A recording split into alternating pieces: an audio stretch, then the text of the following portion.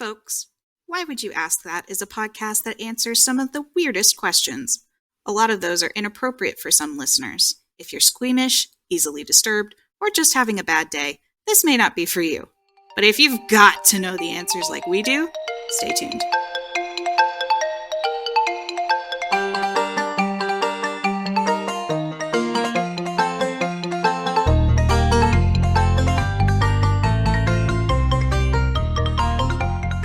Why Would You Ask That? Presented by me, M, they, them, and Karen, she, her, and Remy, he, they. Okay, so to really begin Black History Month, I wanted to talk about this guy, and this is going to end our cult series until the end of February, and then I'll probably go back to talking about cults for a time. Take a break, go back to it. because they're so fun. Yeah, because we have to absolutely destroy some modern cults with our words. oh yeah. Fuck yeah. Kill them. I want to talk about this guy whose name is George Baker. He was a civil rights leader of the 30s, 40s, 50s, and 60s who pushed anti-lynching agendas as well as racial equality and integration. Also, he was called Reverend Major Jealous Divine. Jealous? Reverend Major Jealous Divine. Jealous? Why is he jealous? Like a reference to how the God of the Old Testament is a jealous God. Oh, okay. So, you said lynching agendas, and it made me think of, like, they had to have a whole, like, sit-down meeting where they talk about, okay, we have to go to Congress about the lynching. And that just sounds crazy to me. Like, why is lynching an agenda? It should just be not happening. Wouldn't that be nice? It definitely should just not be happening. But in the 20s and 30s and 40s, 50s and 60s, it was definitely happening. So they had to have a whole agenda about how to make it stop happening. Oh my god. Which included petitions that had like hundreds of thousands of signatures on them and protests and things like that. Wow. So yeah, he was called Reverend Major Jealous Divine. He was also called the Messenger, but most famously he was called Father Divine. Yeah, that's a really great name. Mm-hmm. There's Father Divine. He was also subjectively a cult leader who declared himself to be God and required his followers to surrender their worldly possessions. So unsurprisingly, his legacy is a complex one. By religious and civil rights historians, he's either condemned or celebrated. And although he certainly belongs in the history books for a number of reasons, it's seldom that he's ever found there. So Father Divine was a radical evangelist who proclaimed himself to be God in the flesh, here to bring heaven to earth, and founded the International Peace Mission. It's a movement which at one point boosted possibly over 1 million followers. Whoa, that's a lot. Yeah, and at the least, more than 500,000 followers. Wow. I mean, that's good for, civil rights, but that's a lot of people. Yeah. That's amazing. The movement fed thousands during the Great Depression and provided housing, education, and clothing through much of its tenure. It required members to forfeit their money and worldly possessions, though, for the cause, as part of a communal living arrangement, and to practice celibacy again. Oh, stop fucking, y'all. That is complicated. It is. Members who directly received food, clothing, and housing from the International Peace Mission often worked in one of the many businesses owned by Father Divine. So he would take their money and their houses and anything that they had, and he would use that money to build houses and feed the hungry. And then the people who gave up everything he would give them jobs at his businesses.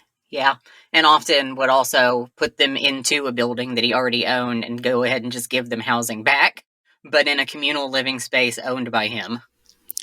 This is kind of wild. Is this good or bad? I can't.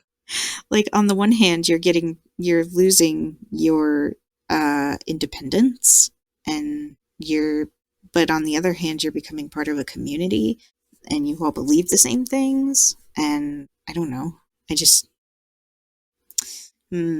That's complicated. It is. Personally, it doesn't vibe with me, Mm-hmm.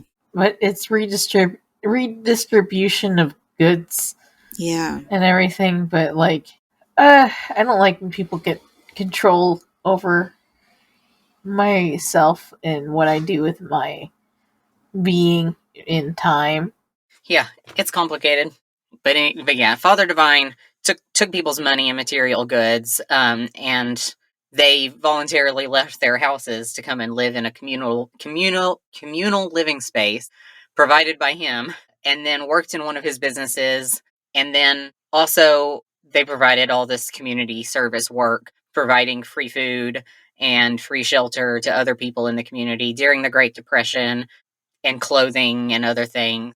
And also, it they took in black people and white people. They preached for desegregation and also gender equality. And it's a very weird thing.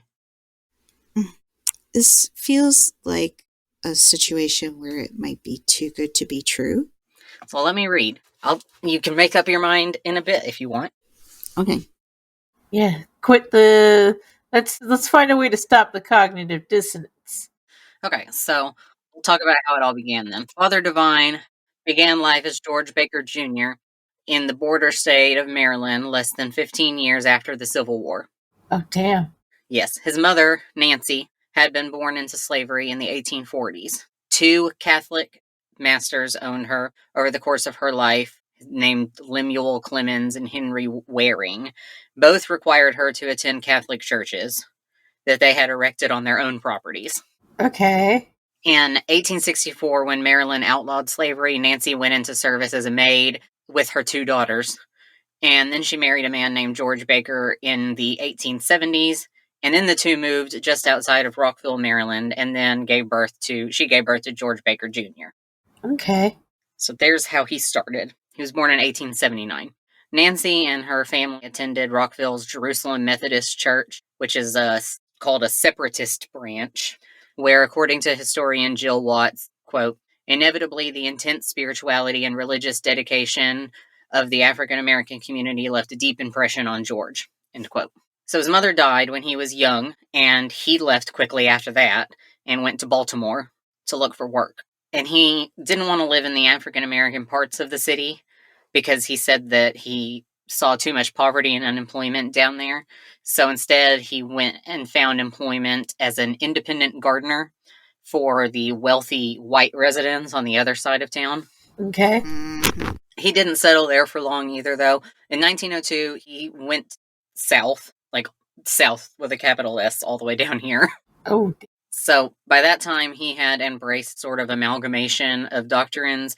He'd picked up bits and pieces from Catholicism, various types of Christianity, the Methodist church stuff. So he had all of this. And he also coupled that with some ideas of something called the New Thought movement, which was going on at the time. So I can tell you what that is because you probably don't know what that is, but also I know that you have heard the basic principle of it and didn't know that it was this.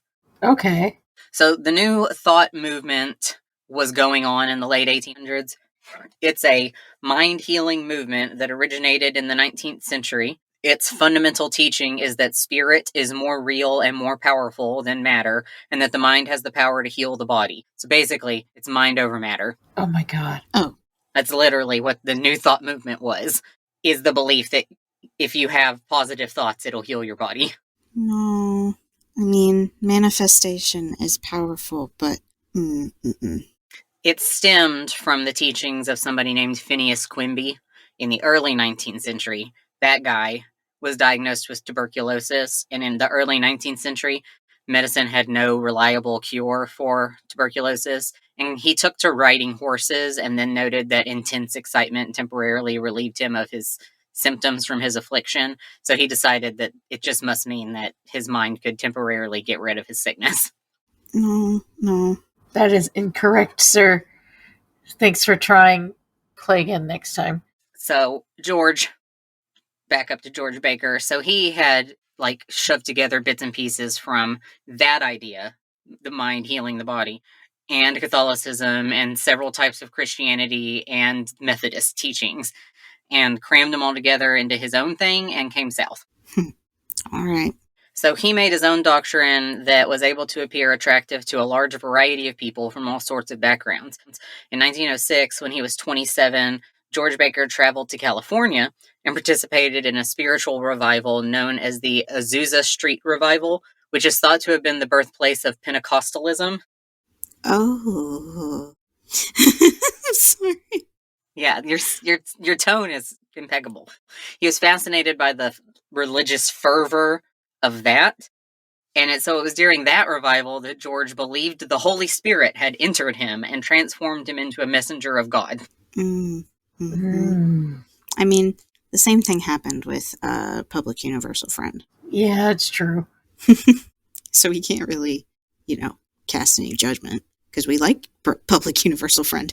Maybe because I already liked the Shakers and the Quakers.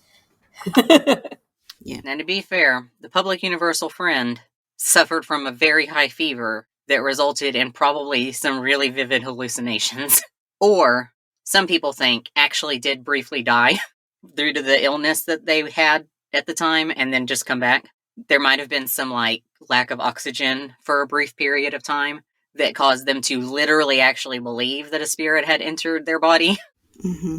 Now, this guy, he was at a religious revival meeting for evangelical Christianity and just felt the fervor. Mm-hmm. He just felt the spirit move him. I just also don't like evangelical Christianity, so I just don't like it. Makes me sick.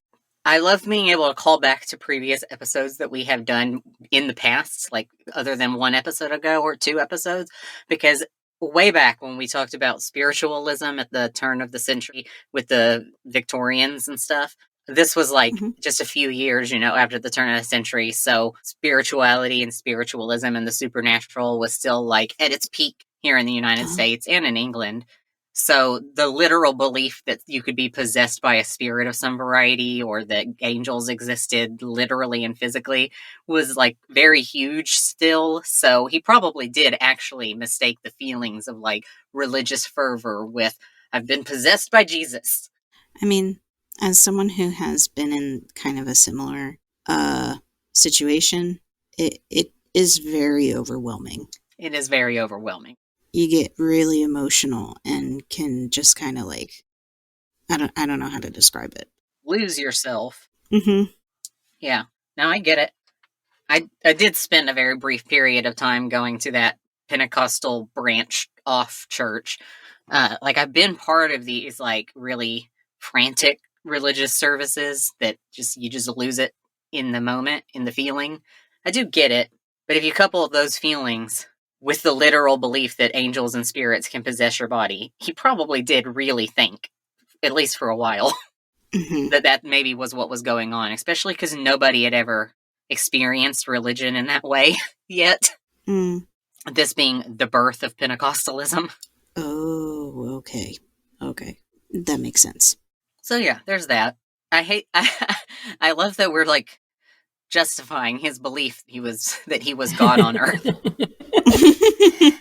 But also, I really like to try to look at the psychology of why these people, which is the whole point of doing this series. I love trying to look at the psychology of why these people think this way.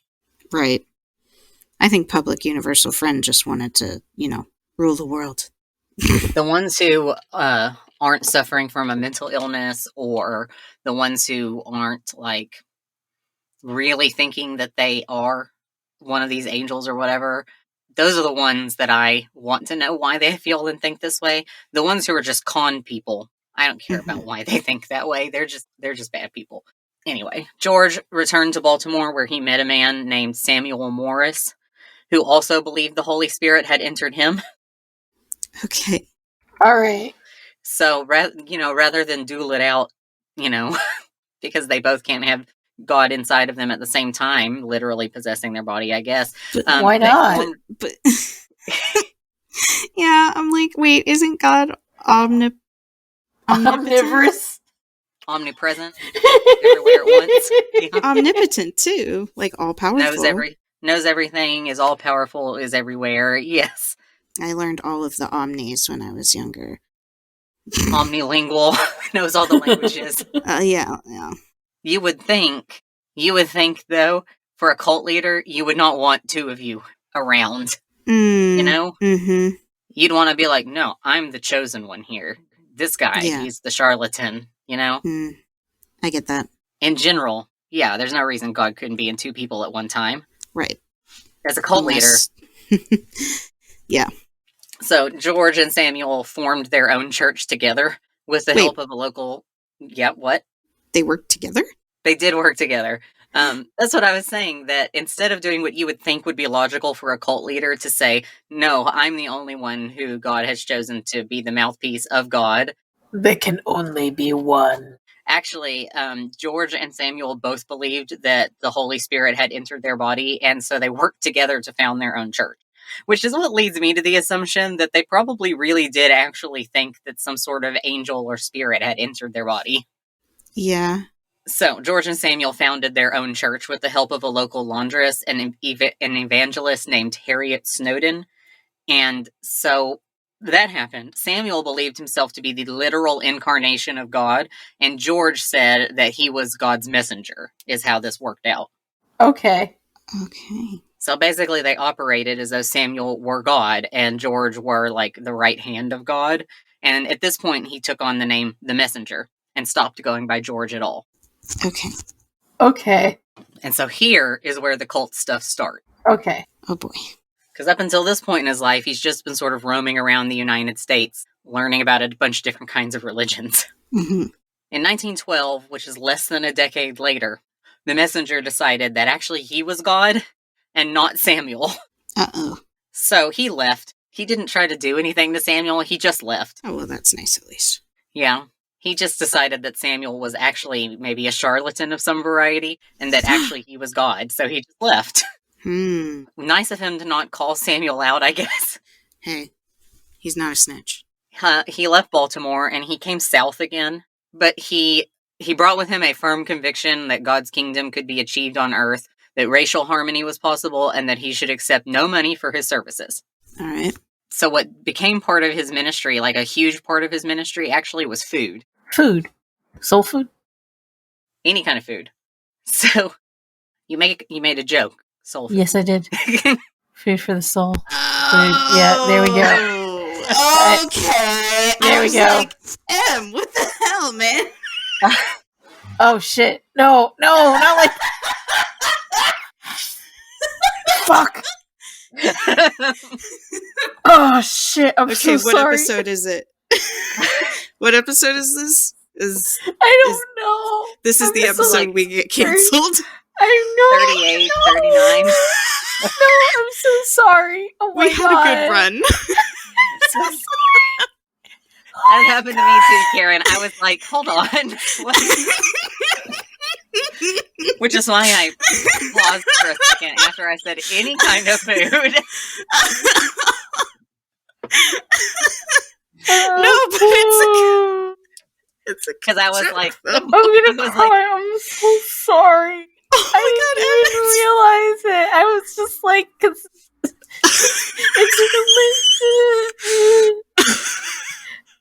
I'm so sorry. You're fine.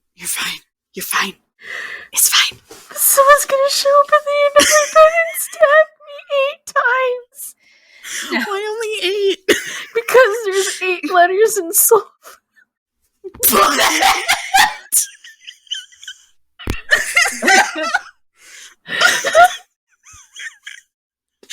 S. O. U. Oh, sorry, I'm just imagining. What the? Oh man, dude. I fucked up. Bro.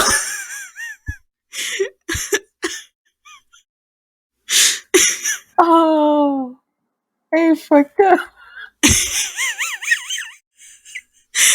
But you didn't even notice. Like, you didn't even think about it. That's why it's bad. You weren't saying soul food because... You weren't saying soul food because he's black. You were saying soul food because it was a joke. Because you were joking about souls. I so fucked up. I think it's I mean, what does my opinion matter? My name is Karen, and I'm white. Like, my opinion is nothing. But I think it's a funny joke. So, Rip. Goodbye, everybody. Like, this is why we need this is why we need someone to listen to our content before we put it out. Have it cancel checked. I'm just kidding. I'm afraid I'm gonna have to retire from podcasts. Please don't. I can't believe these things happen. Em, you haven't even started writing your apology. Oh, you mean I have to write it too?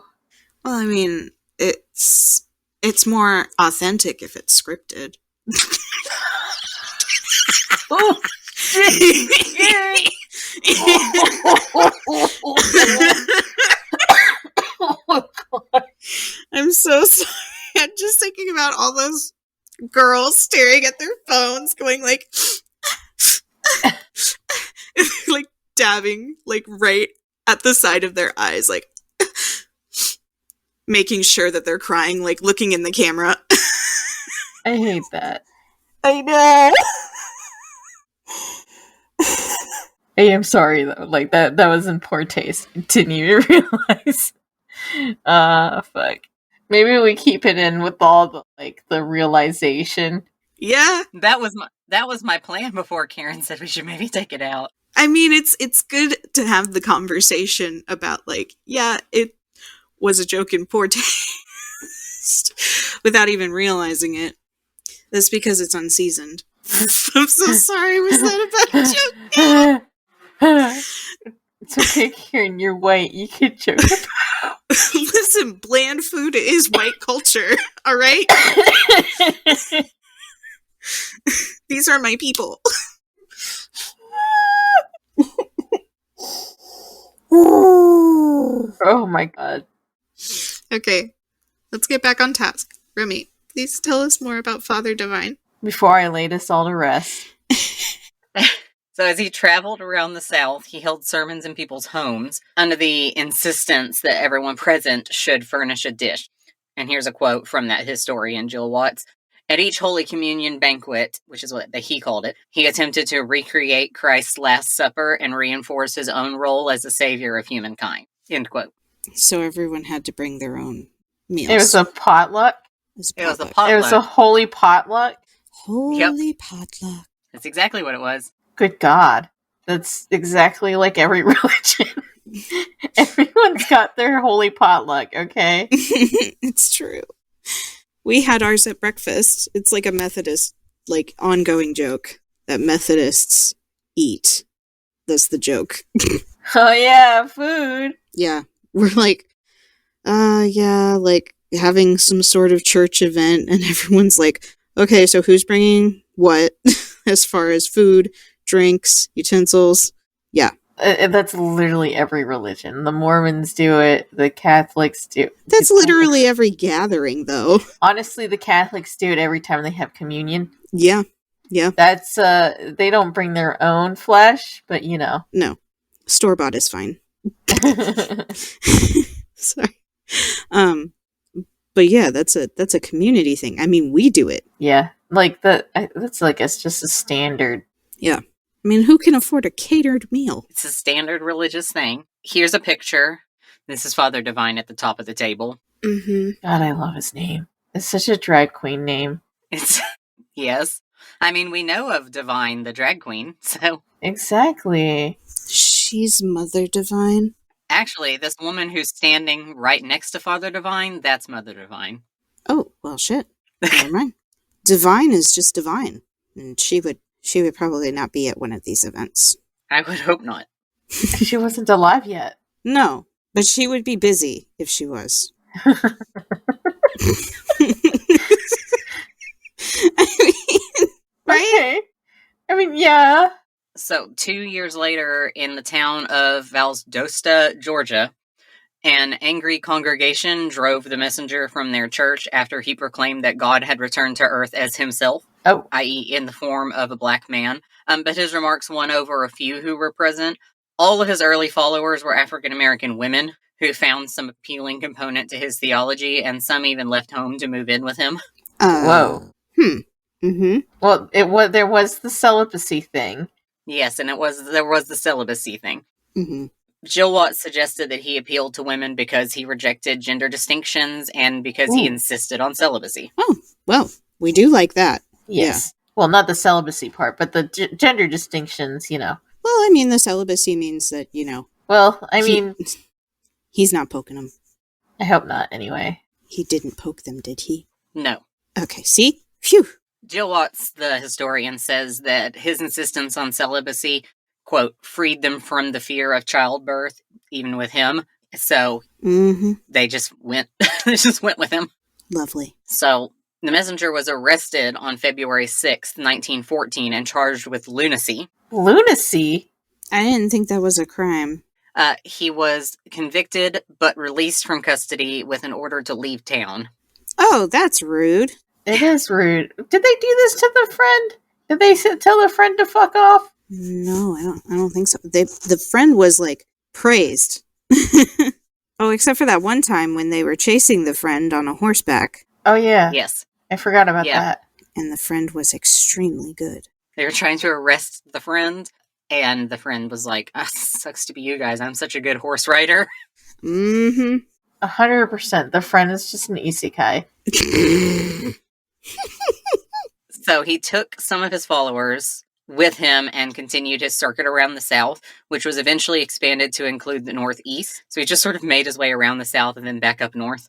In 1917, the group settled down in a Brooklyn apartment where they continued their Holy Communion banquets under the strict supervision of the messenger, who forbid them from sexual activity, smoking, profanity, drugs, and alcohol. Profanity? Watch your profanity.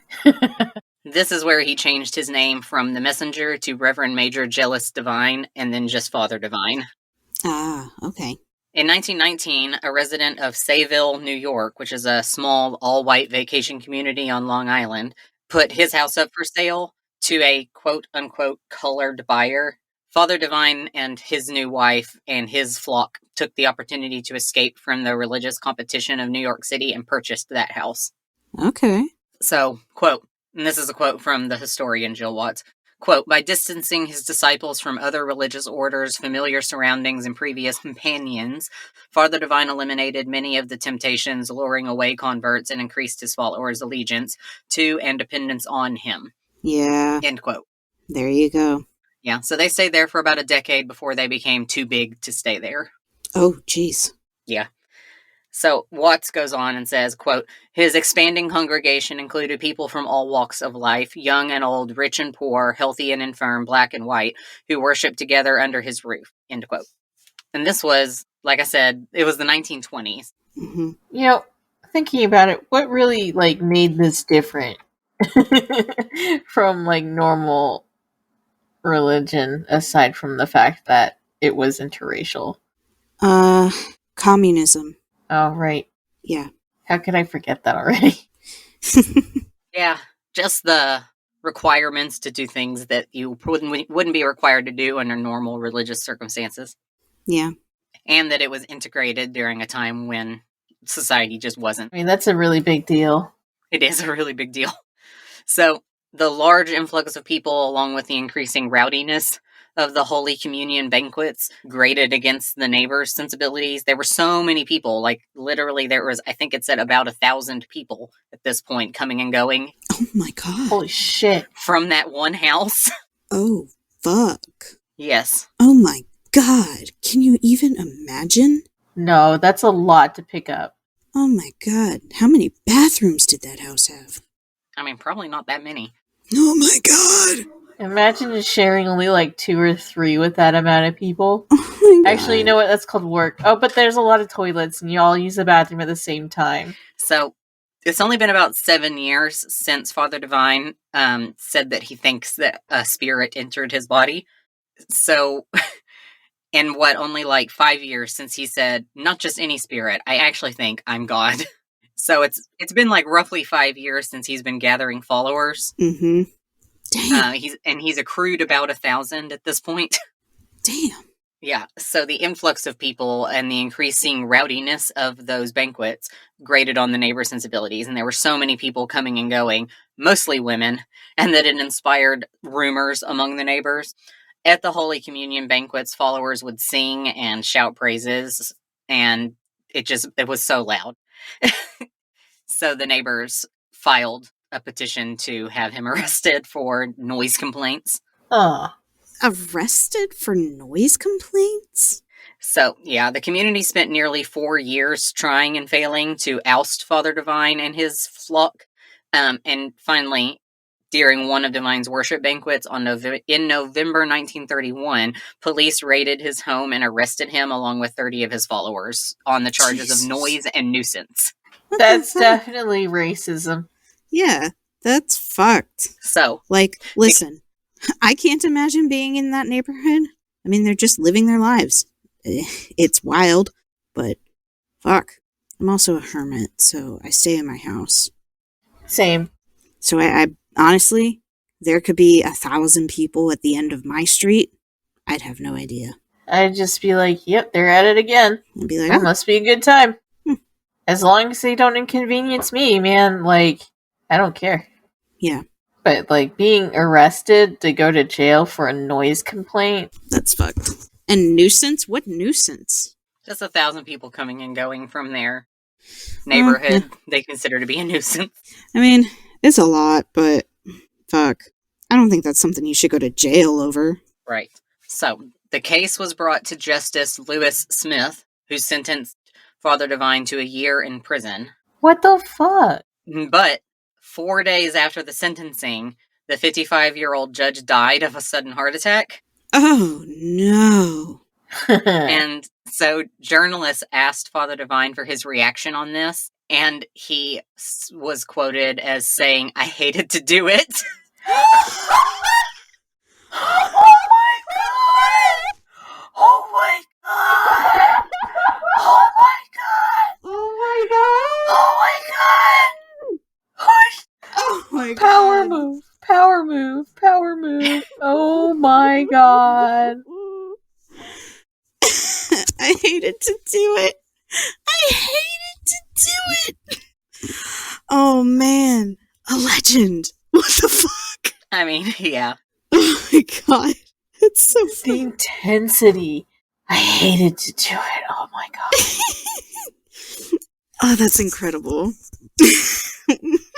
It just kind of, wow. I love that he took credit for that. Yeah. Divine appealed the late Judge Smith's sentence and won. Why wouldn't you just say, go, just go, man.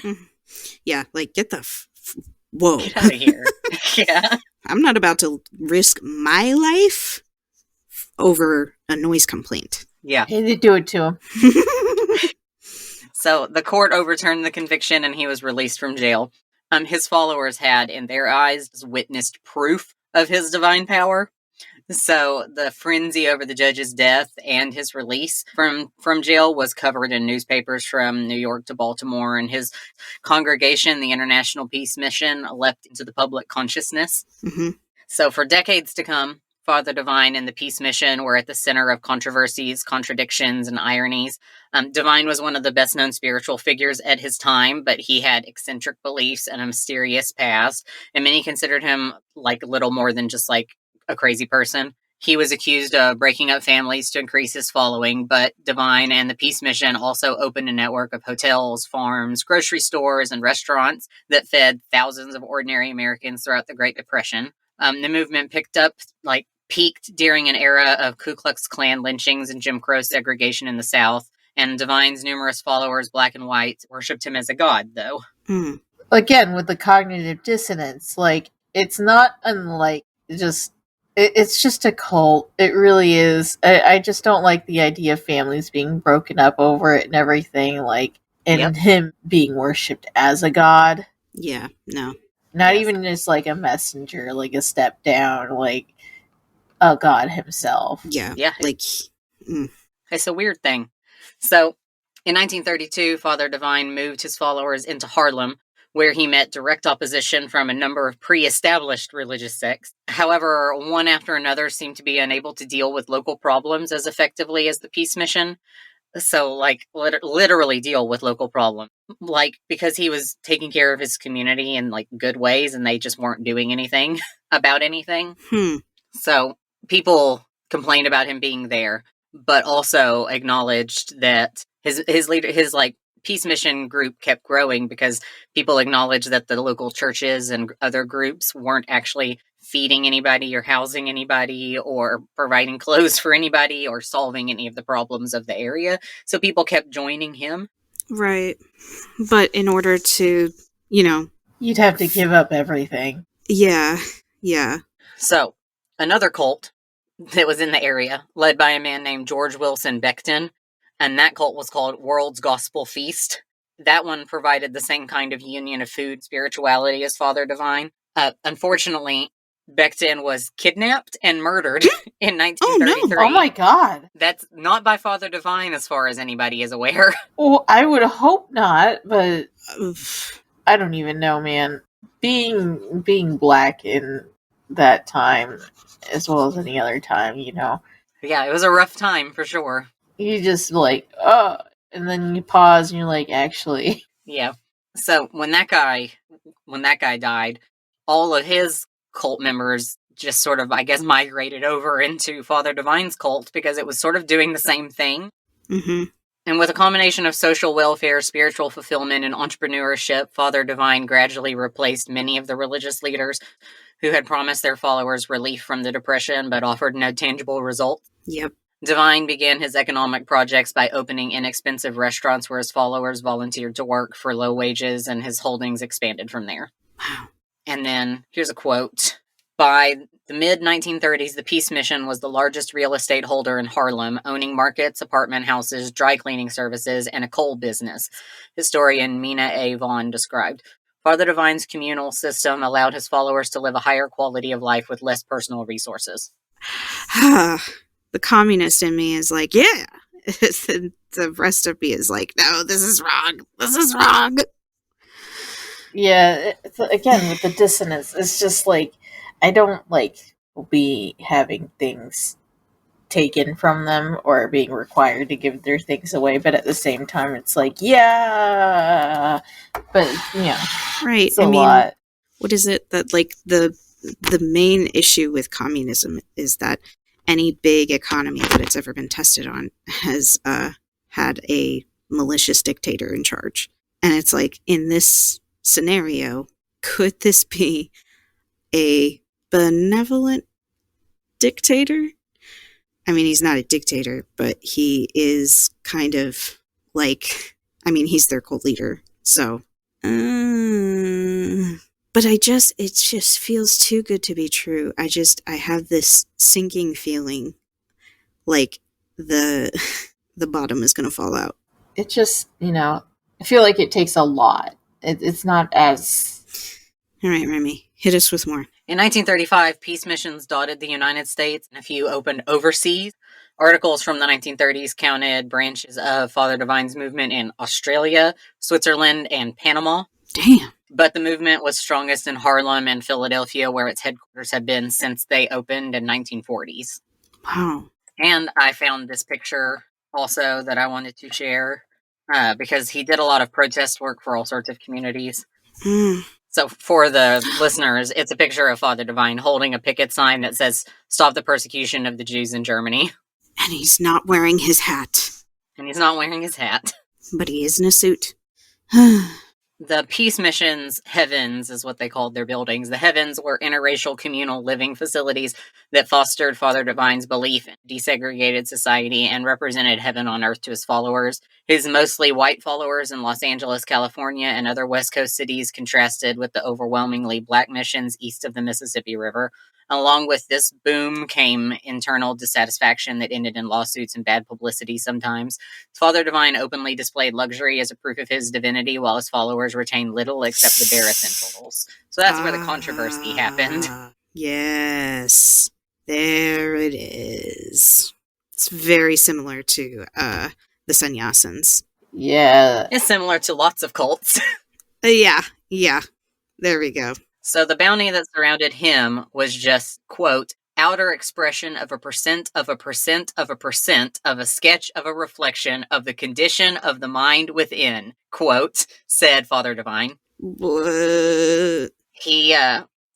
He tried to back up what he's saying here by serving between 2,500 and 3,000 meals a day between 1933 and 1940 for no charge and for an admission cost of about 15 cents for those who could afford it. Cognitive dissonance. This is a complicated story. Sure fucking is. Remy? Oh, yeah. I wanted to look up how much 15 cents was in 1940 to today. $3. $3. To people who could afford it, he was charging about $3 to come in and have a meal. But if you couldn't afford it, you just ate for free. He didn't turn you away. I mean, he did a lot of good. There's no doubting that. But man, ends justifying the means? I don't know. So, as well as providing cheap or free food and housing, he promoted desegregation, coordinated anti-lynching protests, like I said. Over 150 peace missions were launched nationwide and abroad, creating living facilities and jobs for the poor in all the places where they were.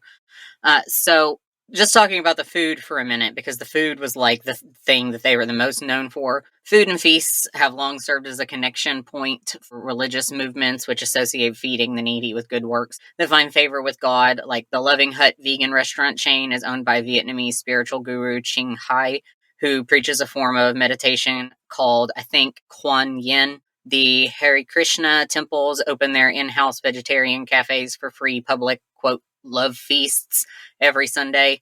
In the New Testament, Jesus feeds the 5,000 people with the loaves and the bread, with like the loaves of bread and the fishes. The Eucharist is the ritual at the center of the Catholic Mass, which Em was talking about and making a joke about earlier.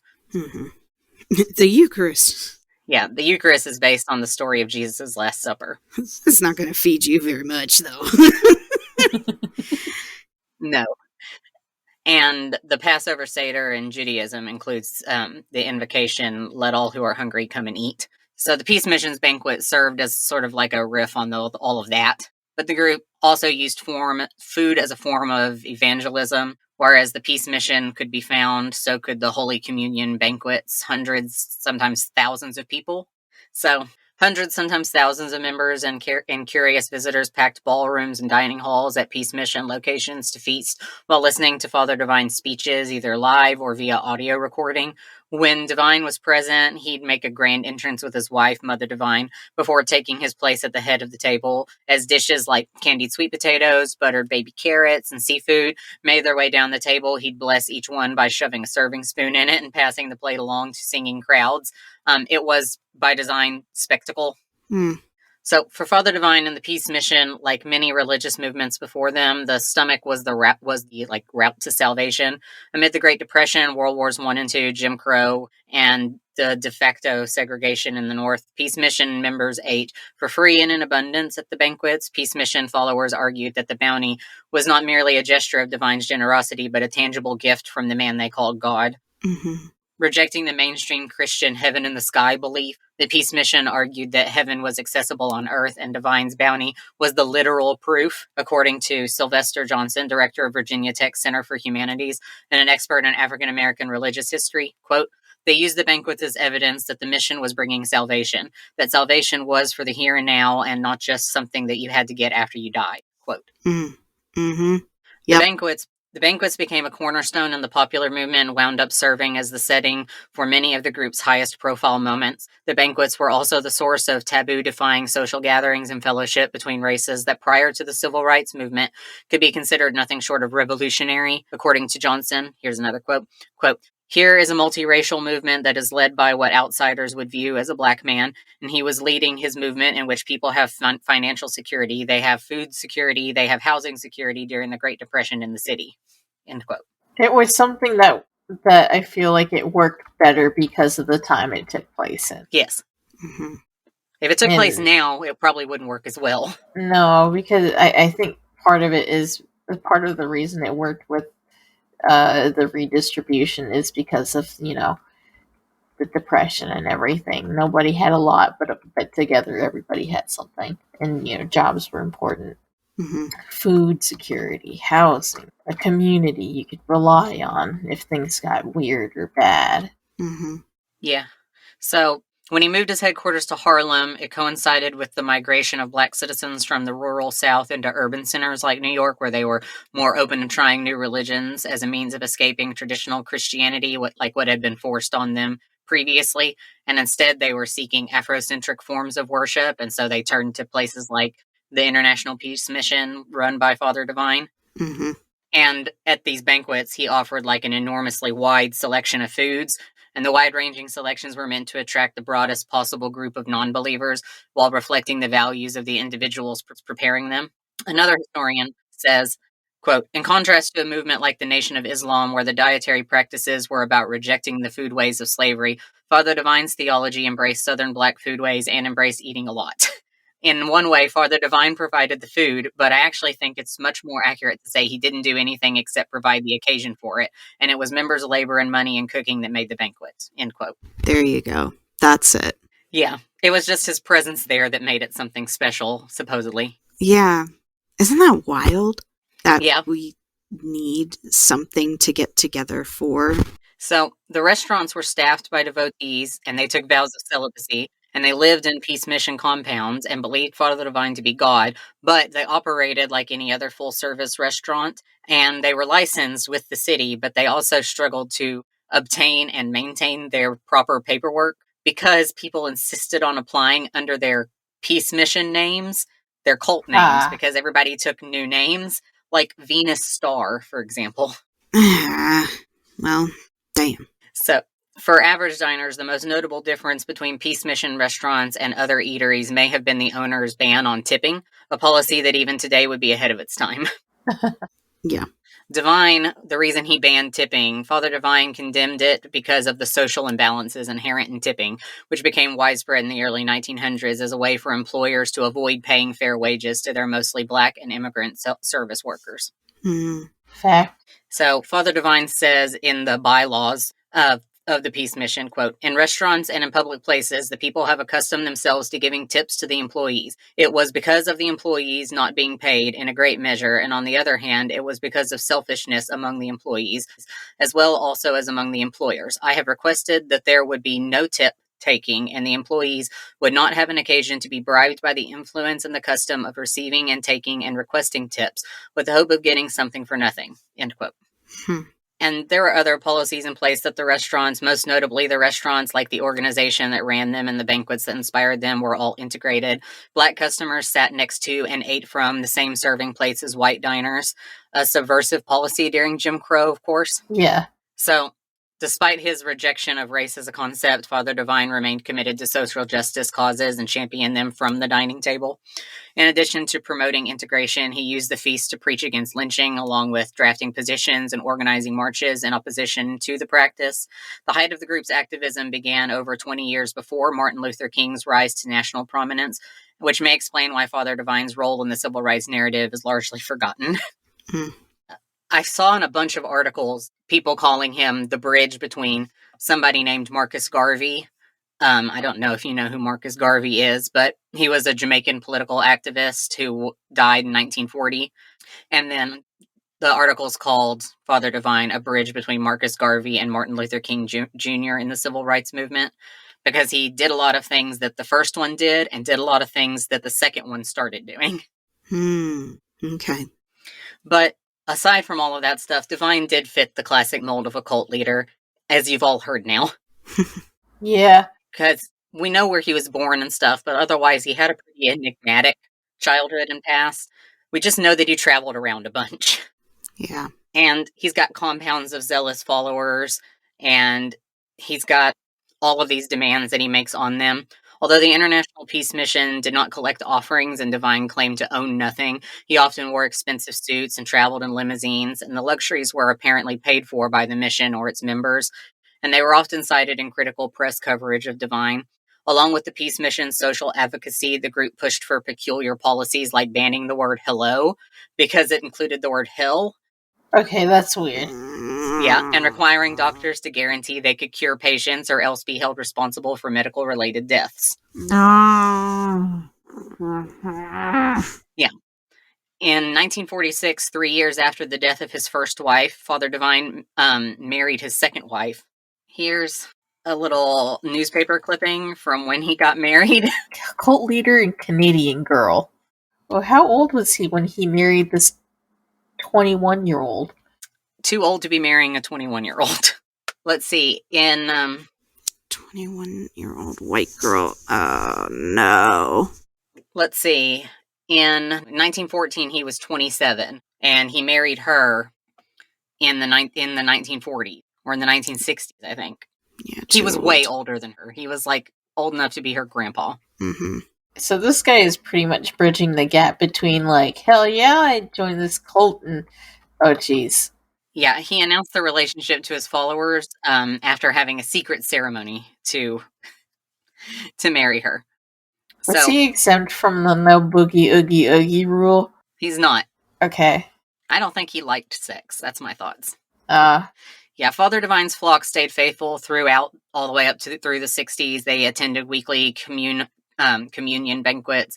They supported the mission's political advocacy. Thousands of peace mission devotees marched in parades, signed petitions, and picketed. And then when Father Divine died in 1965, he died in 1965. That's what that date is. The movement effectively died with him, even though a dwindling number of followers continued to believe that Father Divine's presence never left them and chose to follow the second Mother Divine, who took over leadership of the group. And also, interestingly, there are still his followers that are alive today. What? okay, that's wild. Yeah.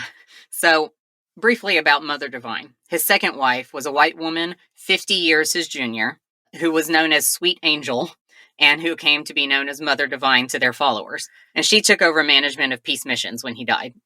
Sweet Angel was 21 years old and was a former stenographer, his personal stenographer. It's a lot happening there.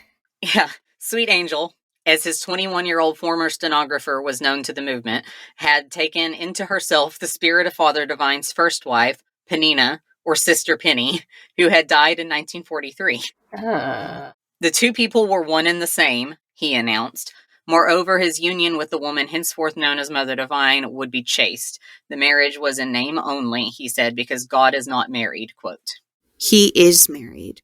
God is married to the church, and she has pearly white teeth. Oh, I get it. Do you? Has the pearly gates? No, like I think that's a thing that, hold on, I can try and find the verse, but please do go on. When Father married me, he symbolically married everyone else, Mother Divine told Newsday in 2005. Quote, it's not a personal marriage, it's Christ married to his church, quote.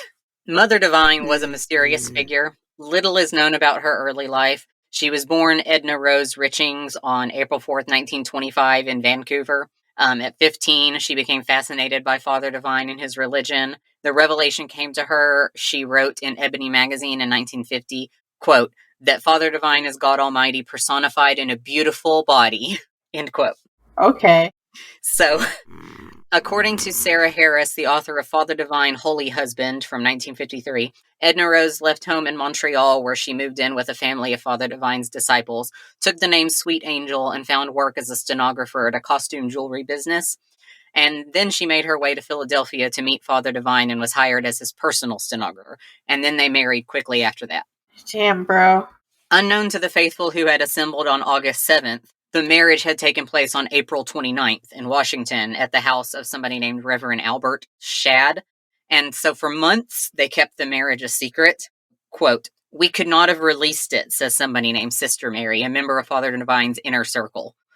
Quote, if we had, there would have been no telling what might have happened. The marriage was such a world-shaking event, it might have made followers vibrate strongly enough to destroy themselves, end quote. Vibrate strongly enough to destroy themselves. Usually you have to pay money for that. So, the much-loved Sister Penny, who was his first wife, was black, for one thing, and her death had never been announced. So nobody had even known that she died. Oh, bro. That's horrible. Like, the people that were closest to him and in that inner circle would have known, but, like, the larger population of this group didn't know that. That's sad. So the new Mother Divine was white, and although the peace mission regarded the idea of race as being sinful, because there's not a division between white and black people according to their doctrines, nearly 3/4 of the membership was black, and the sudden appearance of a white replacement to the first Mother Divine was a shock to the larger peace mission group and to the black news media. Yeah. Okay. Hang on. I didn't want to say I saw it coming because you guys won't believe me, but I saw it coming. I mean, he only wanted to be in the white parts of town, right? He wanted to be in the wealthy parts of town, which are the white parts of town, yes. Yeah. So, I just had a feeling. I had a feeling. So, at her presentation as Mother Divine, Sweet Angel made a striking impression. Quote, she wore no makeup, but her blonde hair was waved and beautifully arranged, accentuating her blue eyes and a profile of classic regality, the Philadelphia Inquirer reported. Quote, of good figure, she wore a flowered dress in lavender green on cream, set off by a gold brooch on her bosom and 2 rings, one a large diamond. And for followers confused by the merging of Sweet Angel's identity with that of his first wife, Father Divine just did not clarify. Just said that thing about how, well, they're just both together now. He said specifically, quote, the individual is the personification of that which expresses personification, quote. What? Furthermore, he says, quote, therefore he comes to be personally the expression of that which was impersonal, and he is the personal expression of it and the personification of the pre-personification of God Almighty. Peace, it's wonderful. End quote. Okay, I have a feeling that he just likes to talk. He just rambles so that it confuses you and so that you don't know what he's saying. That's what cult leaders do. Yeah. So, Mother Divine traveled with her husband as he toured the peace mission outposts, presided with him over ritual communion banquets, and as his health declined, took over the management of the enterprise. And as years went by, Mother Divine sold off the peace mission's holdings and gathered a dwindling number of older adherents around her at Woodmount, where she resides in sovereign fashion. So there's still members that live there now. I think there's 20 of the members of this group that are still alive. She died, I think, in 2017. So there's still just like 20 members or so that are still alive. Damn. Now, Father Divine influenced the civil rights movement upwards of Martin Luther King Jr., but also, because I had mentioned to you before we got on mic, that he also influenced the cult side in a really horrendous way. He influenced one of the worst things to ever happen with cults in the United States. Do you want to know real quick? Yeah. Yes. So, in 1971, this is after he died, but the whole group is his, so he influenced. In 1971, Mother Divine and her leadership of the group was tested when Jim Jones came to visit her. So, that happened. He brought with him 200 followers who had traveled by bus to Philadelphia from California, and he attended a weekly banquet at the Divine Lorraine Hotel, which is owned by the Peace Mission people. And so, in the event that you're unfamiliar, anybody, with Jim Jones, because surprisingly, people are unfamiliar with Jim Jones in Jonestown. One of the guys I work with said he had literally never heard of this. Bro. And he's like 26, so I would think that he would have at that age, but okay. Even if it's just from an American, like, horror story, but whatever. Jim Jones gathered together, like, literally hundreds and hundreds, up to 1,000 plus followers, into this group underneath the principles of what he called divine socialism. And specifically, he said, quote, my desire is to see a perfect utopia based on nonviolence, based on apostolic socialism, as it was on the day of Pentecost when they had all things in common. Is specifically what he said. He wanted his society to be based on total equality, where all things were held in common, where there were no rich or poor, and where there were no racial divisions among human beings. If you were born, quote, if you were born in a socialist community, then you're not born in sin. If you're born in this church, this socialist revolution, you're not born in sin. If you're born in capitalist America, racist America, fascist America, then you're born in sin. But if you're born in socialism, you're not born in sin, quote, says Jim Jones.